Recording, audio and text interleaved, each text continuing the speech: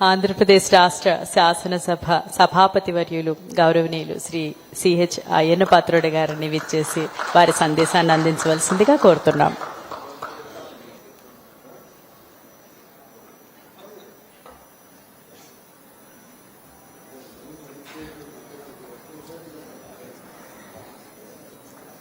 అందరికీ నమస్కారం అండి.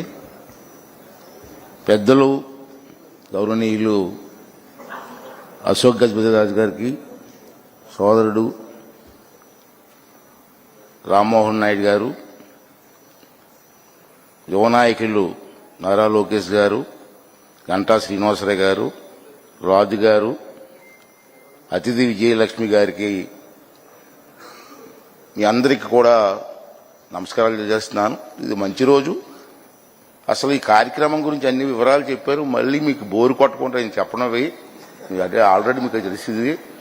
ఎంఓయూ ఎందుకు చేస్తున్నారు, దేనికోసం చేస్తున్నారు అన్నీ కూడా వివరంగా చెప్పారు. ఇప్పుడు టీవీలో కూడా చూశారు మీరు. ఇంకేంటంటే ఈవేళ ఉత్తరాంధ్ర నేను 83 నుంచి కూడా రాజకీయాల్లో ఉన్నాను. 83లో ఎమ్మెల్యే అయిన ఫస్ట్ టైం ఎన్టీ రామారావు గారి ఆశీర్వాదంతో. అప్పటి నుంచి కూడా చూస్తున్నాను. అప్పటి నుంచి కూడా ప్రతి నాయకులు కూడా వేదికలెక్కి ఉత్తరాంధ్రకు అన్యాయం జరిగింది, ఉత్తరాంధ్రకు అన్యాయం జరిగిందని మాట్లాడుతూ ఉంటారు. ఆ రోజు నుంచి చూస్తున్నాను, నియర్లీ 42 years నుంచి. ఏ నాయకులైనా స్టేజ్ ఎక్కితే ఉత్తరాంధ్రకు అన్యాయం జరిగిపోయిందని మాట్లాడారు. ఇవాళ అటువంటి ఉత్తరాంధ్రకి మహా దశ పట్టింది. ఇవాళ ఎవరో ఊహించలేటువంటి కార్యక్రమాలు జరుగుతున్నాయి. మేము కూడా ఎక్స్పెక్ట్ చేయలే. ఎన్టీ రామారావు గారి టైంలో ఉత్తరాంధ్రకి గుర్తింపు వచ్చింది. చంద్రబాబు నాయుడు గారు వచ్చిన తర్వాత ఉత్తరాంధ్రకి అప్పటి నుంచి చెప్తున్నారు, ఉత్తరాంధ్ర డెవలప్ అవ్వాలని వాళ్ళు చెప్తూనే ఉన్నారు. ఈ చెప్పిన మాట ప్రకారంగా ఇవాళ చూస్తే ఇప్పుడు గంటా శ్రీనివాసరావు గారు చెప్పారు, మాట్లాడుతూ విన్నారు మీరందరూ కూడా. ఎన్ని కార్యక్రమాలండి ఈ 2 yearsలో. రాత్రి పగలు కష్టపడి అనేక కార్యక్రమాలు తీసుకొస్తూ ఉంటే చంద్రబాబు నాయుడు గారు అతను నిద్రపోవడం, మమ్మల్ని నిద్రపోవనివ్వడం. ఇప్పుడు లోకేష్ గారు బయలుదేరారు. మళ్ళీ ఇప్పుడు అతనే నిద్రపోవనివ్వట్లేదు, ఇతను మరీ నిద్రపోవనివ్వట్లేదు.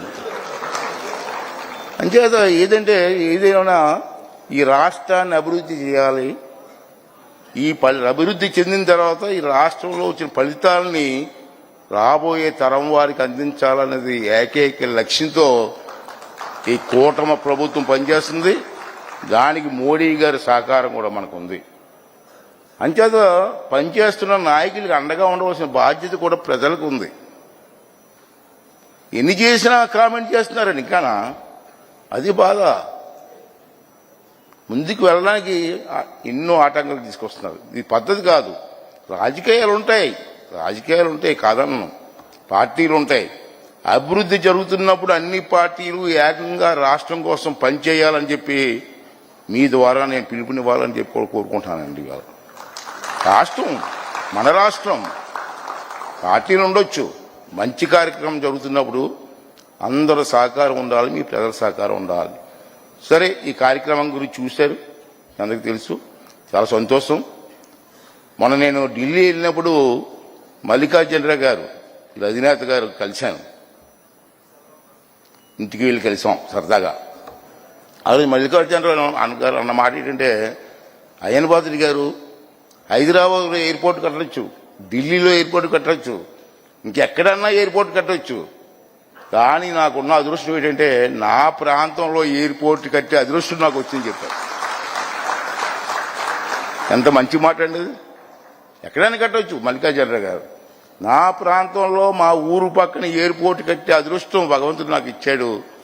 బ్రహ్మాండంగా కడదాం, ఇంటర్నేషనల్ ఎయిర్పోర్ట్ కడదాం, భారతదేశంలోనే కాదు ప్రపంచంలో మంచి ఎయిర్పోర్ట్ కట్టి ఏర్పాటు చేద్దామని చెప్పి నాకు అరువు చెప్తుంటే ఎంత ఆనందం ఉంది. ఇవాళ ట్రైనింగ్ సెంటర్ ఈరోజు ఎంఓయూ.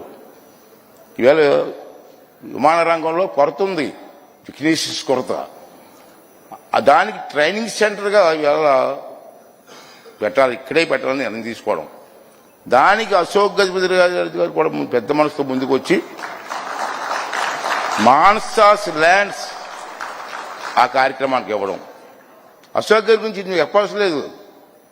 అతని గురించి తెలియంది ఎవరికండి? పూసపాటి వంశం అంటే తెలియంది ఎవరికి? మనందరికీ తెలుసు. కాకపోతే నా బాధ ఏంటంటే అశోక్ గారు చాలా సింపుల్గా ఉంటారు. ప్రచారం అవసరం లేదు అతనికి. ఈ రోజులు మనం చూస్తాం, 10,000 డొనేషన్ ఇచ్చి ₹1,00,000 అడ్వర్టైజింగ్ తీసుకుంటారు. చూస్తున్నాం, పేపర్లు చూస్తున్నాం కదా లోకంలో. ₹10,000 డొనేషన్ ఇస్తారండి. ₹1,00,000 అమ్మో ₹10,000 అనౌన్స్ డొనేషన్ ఇచ్చాను, ₹1,00,000 అడ్వర్టైజ్మెంట్. మీరు ఎంత ల్యాండ్ డొనేట్ చేశారు అతను? ఎప్పుడైనా ప్రచారం చేసుకున్నారండి? చిన్న కారు అండి, ఇంట్లో ఉంది. ఇంత నానో కారు నూనో కారు అది నేను చూసాను. ఇంత కారు, ఆ కారు కూడా ఇతను కొనుక్కుంటాడు. వదిలేసింది వాషింగ్ కూడా ఇతనే. అంత సింపుల్గా ఎప్పుడు ప్రచారం కోసం చూడలే. నాకు బాగా గుర్తండి అతనంటే మాకు అందరికీ ఎందుకు గౌరవం అంటే, ఇందా చెప్పారు కోరుకొండ సైనిక్ స్కూల్ ఆ రోజు సెంట్రల్ గవర్నమెంట్ ఆ రోజుల్లో ఇస్తారని ప్రకటిస్తే ఎవరిస్తారో ల్యాండ్ అంటే ఎంత ల్యాండ్ ఇచ్చారని చూడండి. మీ అందరికి తెలిసి ఉంటుంది, చూసి ఉంటారు. దాంట్లో ప్యాలెస్ కూడా ఇచ్చారండి. ఎడ్యుకేషన్ కోసం వీళ్ళ కుటుంబం చేసినటువంటి విషయం చిన్న విషయం కాదు. కోట అంతా ఎడ్యుకేషన్ ఇచ్చారండి. ఇప్పుడు ఆ కోట అమ్మితే ఎన్ని కోట్లు వస్తుందండి? ఎంత ఎంత ఏంటండి?